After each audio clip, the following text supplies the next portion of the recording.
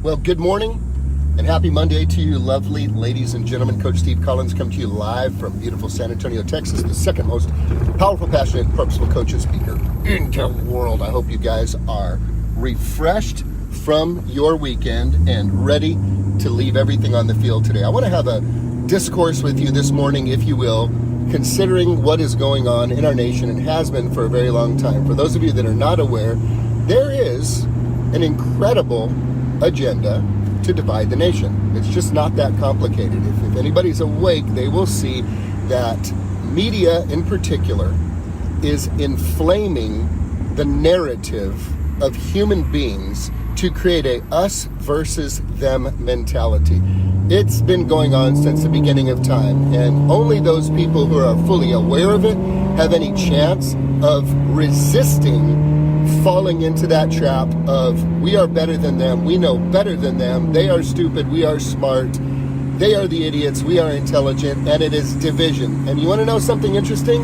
In a household, in a city, in a state, and in a nation, get this, my best friend said this a long time ago, a house divided against itself will not stand. Okay, so unity is an important thing. Division takes no intelligence or self-discipline or self-control or wisdom. Division's easy. Unity requires wisdom, requires patience, requires understanding, requires compassion. See, unity takes work. Division does not. Unity is an uphill climb for a beautiful view, and division is a downward spiral into chaos at its end. So what would I like to share with you this morning? You know, it's been asked of me as a person of faith many times over the years, do you really believe this? Do you really believe that? Do you really believe that? With that type of intensity.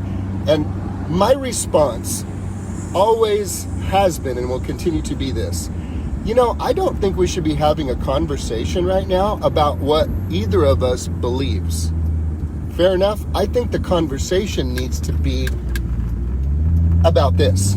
What are you doing with what you say you believe, and how are you treating other people with what you say you believe? What are you doing, and how are you treating others? Because see, what you believe and what I believe is of very little consequence. You know, people don't go to jail because of what they believe. Well, unless you're in China and you try to be a Christian. Different places in the world that are communist. But in America, for now, you don't go to jail because of what you believe. You go to jail because of what you do and how you treat others. Do you steal? Do you cheat? Do you lie? Do you murder? Do you understand what I'm saying? There's consequences for action. Very few consequences in America, for now, with belief.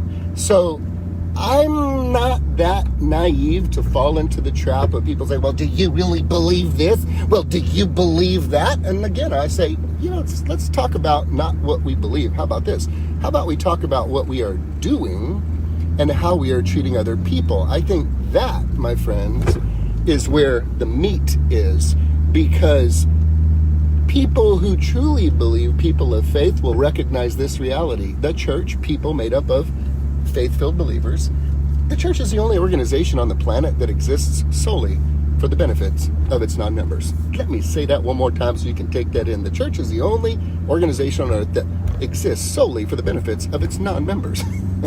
That means that people are really living what they believe. They are treating others with love, with kindness, with respect. They are peacemakers. They are praying for those who despitefully use them, not arguing with them. They are blessing those who curse them, not cursing back. Simple, not easy, because we all have a flesh and we all have a thing that we want to do.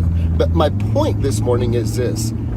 Do not be asleep at the wheel and fail to recognize that there is something going on in our nation that is designed to divide it.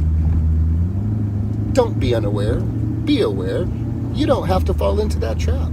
You can ask yourself the question, how am I treating other people that believe differently than me? How am I treating them? And two, what am I actually doing? What are the actions and activities that I'm taking? Because at the end of the day, as Paulo Coelho says, one of my favorite quotes. He says this: "The world is not changed by your belief, but by your example." What's your example? If the nation was made up of people like you, behaving like you behave, speaking like you speak, and treating others like you treat them, would this be a great nation? Or would we be in trouble? Good question to ask. Happy Monday.